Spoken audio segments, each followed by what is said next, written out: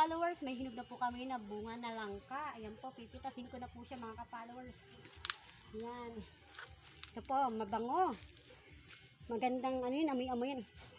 Bango niya mga ka-followers. Kaya sabi baga, pag may itanim, may kakainin tayo mga ka-followers. Ayan po.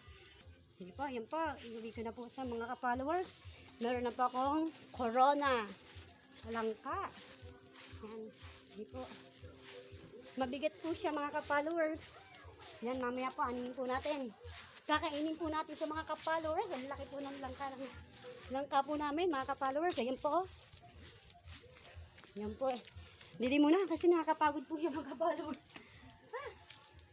Yan po mga ka-followers. Yan po mga ka-followers. Yan po, bibiyakin ko na po siya mga ka-followers. Yan po. Yan po mga ka-followers.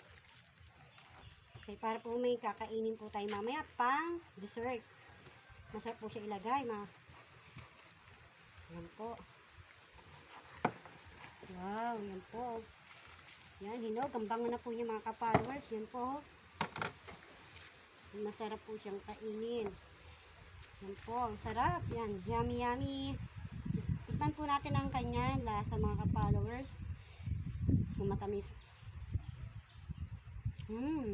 Matamis na po siya mga ka-followers. Pwede na po siya ilagay. Gawin natin pang matamis. Nilabutan po natin siyang konting asukal para maging matamis mga ka-followers. Yan po mga